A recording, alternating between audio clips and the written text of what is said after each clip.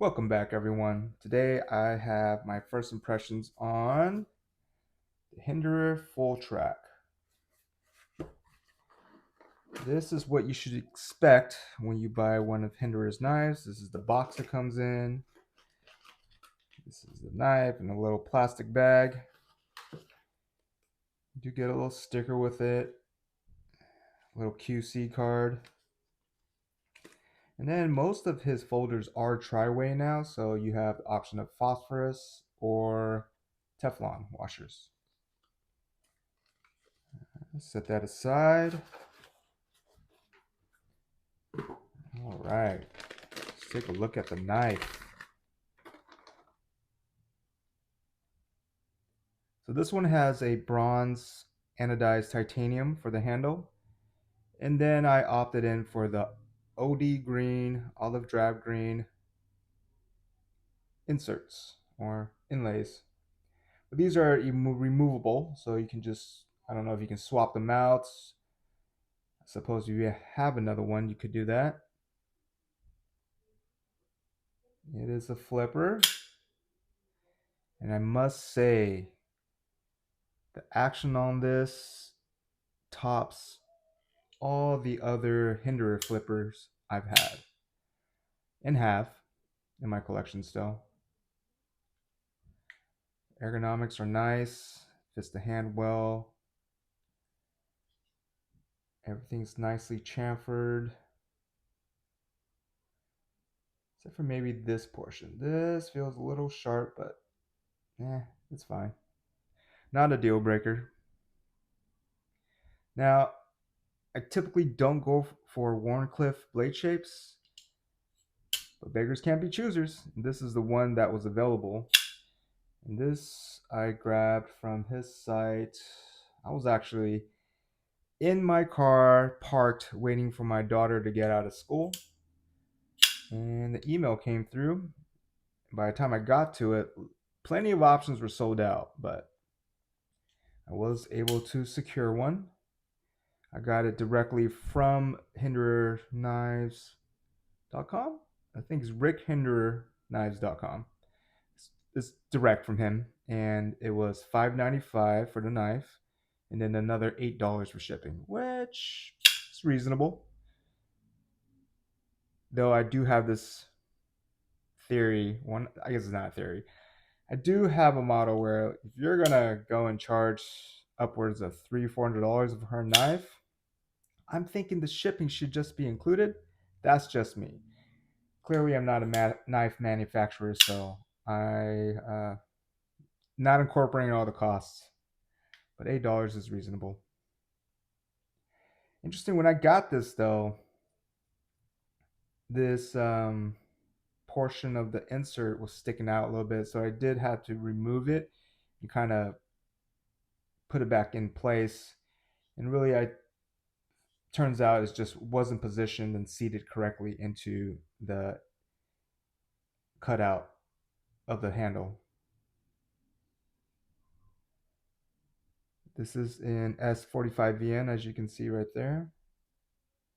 That denotes the tri-way system they have, hence the washers you saw earlier.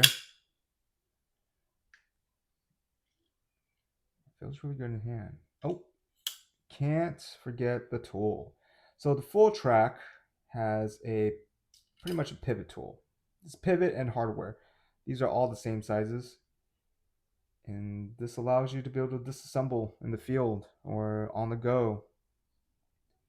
And these all work for it. Yep. The only other knife that has the tool with it that I'm familiar with is the Project X. And you slide it back in, use the spring. It pops right in there. It's fairly secure too. It doesn't really rattle, so it's a pretty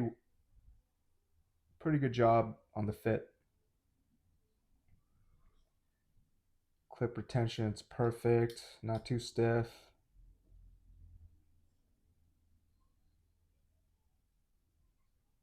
Let's see.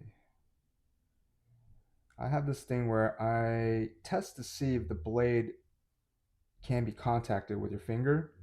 there are a few knives out there that you can do that with. So just one of the things I QC for when I get a knife nowadays. This is the first time I've handled a full track. I've had a half track in the past, but I ended up getting rid of it because of the size. I do prefer larger knives. And this certainly fits the bill. Maybe for a future video, I'll compare it to some of the other Hinderer models, specifically the Project X, because the size is similar, but it is larger than the XM18s, the 3.5s, the Eclipse. It's got some nice jimping right here on the spine of the blade. And actually, you are able to spidey flick it. Oh, can I? There you go. Maybe with a little bit of wrist action, you can get it open, but it is possible. Yeah, very snappy. Very snappy. It's got that Stonewashed finish on it, which I do like from Hinderer knives. I think he does a good job with it. In all honesty, I would have preferred the battle bronze over the regular bronze, but again, I didn't really have that option. It wasn't one of the models that was available and offered during this drop. The thing is, I thought this was discontinued because I've been looking for one of these, and for one, they're pretty hard to get. Usually, even if they pop up on the secondary market, they're gone fairly quick. And so I think I've been searching one for the better half of 2 years. And yeah, for a while I didn't think Hinderer was making these anymore.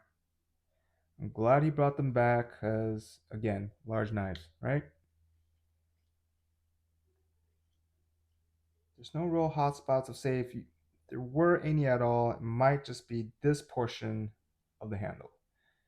And I have medium-sized hands, so read into that as what you will.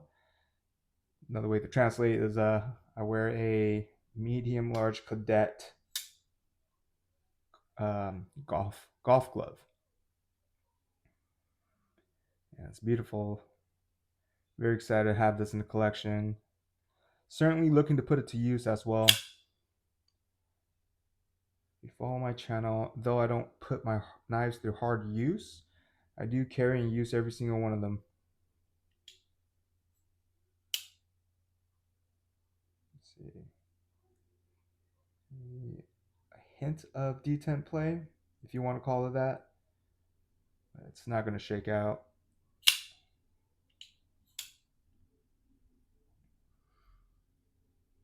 Yeah. Pivot's definitely different than his XM18s, and even the Eclipse model is different as well. Yeah. So this is nice though. Just being able to take it apart with the tool in the back of the, basically it acts like a backspacer.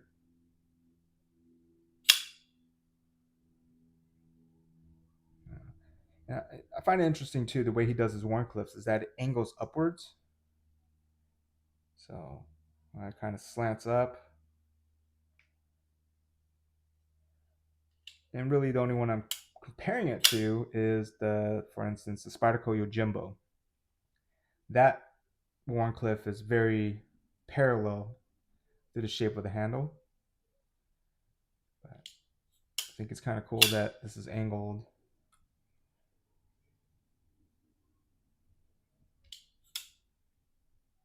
Yeah, let me know what you think. Subscribe to his newsletters. He does all kinds of drops. I think at least once a week, not more. And I think the next drop, which actually came out recently, was the hand ground custom XM18s. But anywho, let me know if you got one of these, what your comments, what your thoughts are. And yeah, as always, I truly appreciate you tuning in, checking out, and taking the time to watch the video.